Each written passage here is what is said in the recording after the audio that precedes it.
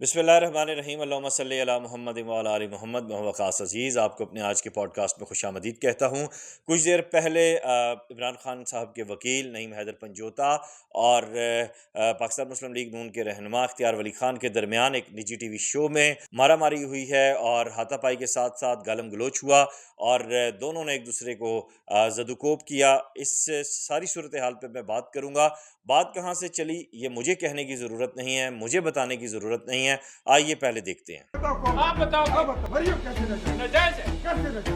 Please ऐसे ना करें, प्लीज ऐसे ना करें। ये वीडियो क्लिप आपने देखा और इसमें जो ज़राए ने भी रिपोर्ट किया और यहाँ पे भी नज़र आ रहा है कि बात टेहरियान से शुरू हुई और कहा गया कि टेहरियान जो हमेशा कहा जाता है मुस्लिम लीग नून की जानिब से और उसके नाजायज़ होने पे बात की जाती है और इमरान खान के करैक्टर को यहाँ से डिस्कस किया जाता है बिलो दी बेल्ट। और फिर जवाबी तौर पर नईम हैदर पंजोता ने मरियम नवाज़ के हवाले से भी सवालिया निशान उठाए और जब उन्होंने उनके किरदार पर बात की तो इख्तियार वली खान जो है वो आपे से बाहर हो गए, अपनी लीडर के बारे में कोई बात नहीं सुन सके और उन्होंने फिर उनको पकड़कर मारना शुरू कर दिया और इस बात की कोई तमीज़ नहीं रखी कि वो नेशनल टेलीविज़न पे बैठे हुए हैं और इस बात की कोई तमीज़ नहीं रखी कि करोड़ों अफराद उन्हें देख रहे हैं। इस बात की कोई तमीज़ नहीं रखी कि अखलाकियात का दर्स देने वाले जो हैं वो किस सतह पर आते हैं। अब यहाँ सवाल ये पैदा होता है कि मरियम नवाज़ साहिबा के बारे में बात हुई, बहुत गलत बात है, उसको जितना कंडेम करना चाहिए उतना बेहतर है। और वहीं पे मैं एक बतौर तालिब इल्म होने के नाते ये सवाल रखना चाहूँगा कि बिलो दी बेल्ट जाने की जो रिवायत थी मोहतरमा बेनज़ीर भुट्टो के हवाले से, नुसरत भुट्टो साहिबा के हवाले से, दोनों मरहूमा हो चुकी हैं, वो किसने रखी थी? वो किसने शुरू की थी? मैं ये नहीं कह रहा कि ये उसका रिवेंज है, लेकिन दुनिया मुकाफ़ात अमल का नाम है। आज भी इस बात को अगर देखा जाए तो हमें आज भी इस बात का अगर हम तहिया कर लें अपनी नेशनल सियासत में, अपनी नेशनल पॉलिटिक्स में, कि हमने बिलो दी बेल्ट बात नहीं करनी और एक दूसरे के ऊपर अगर बात करनी है तो कैरेक्टर के साथ करनी है और उसके साथ साथ अगर बात करनी है तो अवामी इश्यूज़ को किसने किसको कितना डिलीवर किया उस पर बात करनी है तो शायद बात बेहतर हो सके। शायद हमारा जो लेक्चर है, हमारी जो अखलाकियात हैं वो बेहतर हो सकें। डेफिनेटली अगर पूरा प्रोग्राम देखा जाए तो फिर बात वाज़े आए होगी कि ये कहानी शुरू कहाँ से हुई। ऐसे में जो होस्ट हैं वो भी कहते रह गई कि प्लीज़ रुक जाएं, ऐसे मत करें, रुक जाएं, ऐसे मत करें, लेकिन सेट को भी तोड़ फोड़ दिया गया, सेट का भी कबाड़ा निकाल दिया गया। कैमरामैन और वहाँ जो लोग थे वो आए और उन्होंने बीच बचाव करवाया। उसके बाद की क्या सूरत हाल है ये तो आइंदा आने वाले दिनों में पता चलेगा, लेकिन इससे पहले हम देखते हैं जावेद चौधरी साहब के प्रोग्राम में ये सब कुछ हो चुका है। उससे पहले अगर हम कुछ साल पीछे चले जाए तो फिरदौस आशिक अवान साहिबा, जावेद चौधरी साहब का ही प्रोग्राम था, उसमें ये सब कुछ हो चुका है। इससे पहले भी हम मुख्तलिफ प्रोग्राम्स में इस तरह लड़ाइयाँ देख चुके हैं और यकीन जाने के सर शर्म से झुक जाता है जब हम इस तरह की गालम गलोच, ये रवैये और इस तरह का एटीट्यूड देखते हैं। जब आपका नेशनल लेवल का पॉलिटिशियन इस तरह की बात कर रहा है, चाहे उसका ताल्लुक किसी भी सियासी जमात से है, तो वो आवाम को क्या डिलीवर कर रहा है। आज आप आवाम से गिला करते हैं कि आप जो है टिकटॉक पे ये कर रहे हैं, आप सोशल मीडिया पे ये कर रहे हैं, आप यूट्यूब पे ये कर रहे हैं। आप ये देखिए कि आपकी अपनी लीडरशिप की भी क्या क्वालिटी है और उनकी क्या ज़बान है।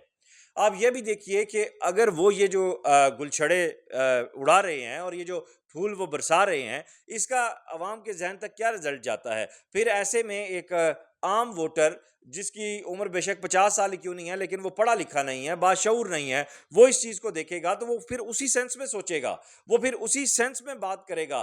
फिर कल को अगर ज़मीनी हवाले से अगर किसी यूसी में, किसी मार्केट में, किसी मोहल्ले में पीटीआई और नून लीग के दो वोटर आमने सामने आएंगे जो कि पढ़े लिखे नहीं हैं, जो बाशऊर नहीं है, जो एक पढ़ी लिखी डिबेट नहीं कर सकते और उनके सामने उनके लीडर्स की ये बातें होंगी, ये लीडर की तरफ से उनकी तरबियत दी गई होगी, तो उन्होंने एक दूसरे का सर खोलना ही है, उन्होंने एक दूसरे की माँ बहन एक करनी ही है, उन्होंने एक दूसरे की गर्दन काटनी है। ऐसे में मरियम नवाज साहिबा के हवाले से जो बात हुई उसको जितना कंडेम किया जाए वो कम है, लेकिन ठीक है, माजी किसी का भी कैसा भी हो वो नहीं हट सकता। आज इमरान खान साहब जिन केसेस का सामना कर रहे हैं वो तोशाखाना के केसेस हैं, उसमें 190 मिलियन पाउंड है, उसमें उनके सादिक और अमीन ना रहने की बात है। अगर उसी को रखकर बात की जाए, उसी पर उन्हें सजाएं हुई हैं, ना कि टेरियान के ऊपर हुई हैं। तो मेरे ख्याल से इस वक्त वो वक्त आ गया है कि लीडरशिप को ये फैसला लेना होगा कि आपने प्रिंसिपल ग्राउंड्स पे बहस करनी है, आपने प्रिंसिपल ग्राउंड्स पे बुरा भला कहना है, आपने प्रिंसिपल ग्राउंड्स पे सियासी लड़ाई लड़नी है या अंडरवेयर्स में घुस के लड़नी है। अगर अंडरवेयर्स में घुस के लड़नी है तो फिर आपको अवाम से कोई गिला नहीं होना चाहिए। फिर आपके बनाए हुए तमाम लॉज जो हैं वो फिर बिल्कुल फ़ारग हो गए, वो फिर किसी काम के नहीं रहे। ऐसे में मैं समझता हूँ कि मरियम नवाज़ साहिबा के साथ इज़हार यकजहती भी है और उनको बतौर ख़ातून जो है वो अब इस पे बोल्ड स्टेप लेना चाहिए। बतौर सीएम पंजाब जो वो काम कर रही हैं, उस पे मैं अलग व्लॉग करूँगा और वो बड़ा अहम काम है और जिस तरह वो कंट्रीब्यूट कर रही हैं, जिस तरह लोगों की सोच को, समाज को बदलने की कोशिश कर रही हैं, जिस तरह बच्चियों को वो सीने से लगा रही हैं, जिस तरह वो बच्चों से मुलाकातें कर रही हैं, जिस तरह उन्होंने बच्चों के लिए खाना प्रोग्राम शुरू किया है स्कूलों में, ऐसे ही उन्हें इस सोच को भी बदलना होगा और अपनी लीडरशिप को ये कहना होगा कि बिलो दी बेल्ट बातें नहीं करनी, अब वो वक्त गुजर चुका है। मरियम नवाज साहिबा ने अगर तारीख में बतौर एक मुनफरिद सीएम पंजाब के तौर पे जिंदा रहना है तो उन्हें आगे बढ़ना चाहिए, अपनी लीडरशिप को बताना चाहिए कि अब बिलो दी बेल्ट बात नहीं होगी। खान साहब को उनके केसेस पे मेरिट पे सजा दी जा रही है, लिहाजा वो उनका और खुदा का मामला है, उनका ज़ाती मामला है, उसे छोड़ दिया जाए। अगर ये वो काम कर जाती हैं और ये तालीम दे जाती हैं अपने वोटर्स को भी, अपने सपोर्टर्स को भी, अपनी लीडरशिप को भी, तो मैं समझता हूँ कि वो बाशऊर और पढ़े लिखे पंजाब की भी बुनियाद रख देंगी और पाकिस्तान में ख़वातीन के हवाले से जो एक मुनाफरत है उसको तोड़ने में भी और एक पॉजिटिव इमेज को उजागर करने में कामयाब हो जाएंगी। क्योंकि मरियम नवाज साहिबा इस वक्त मैं देख रहा हूँ डेडिकेटेडली काम कर रही हैं और पंजाब में हर जगह नज़र आ रही हैं और यही उनकी कामयाबी की सबसे बड़ी कुंजी है कि उन्होंने दिन रात एक किया हुआ है, हर मामले को खुद ज़ाती सतह पर देख रही हैं। मैं आखिर में जाते जाते इन दोनों हजरात से गुजारिश करूंगा कि आप दोनों में से चलो एक कोई तो बहुत पढ़ा लिखा था, उसको तो कम अज़ कम थोड़ा सा दरगुजर से और गुरेज से काम लेना था।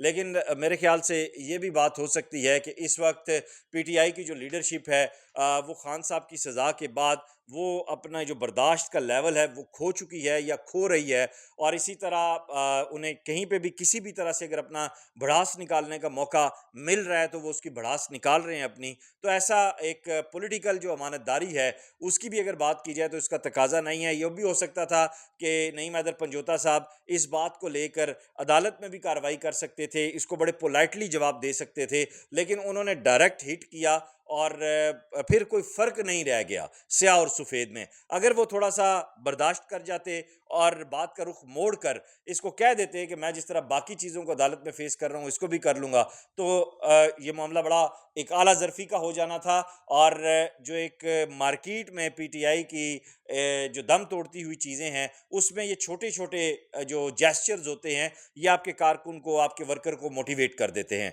खैर देखते हैं अब इसका रिज़ल्ट क्या निकलता है। इस वीडियो लिंक को ज़्यादा से ज़्यादा शेयर कीजिएगा। अपना ख्याल रखिएगा। खुदा हाफिज़।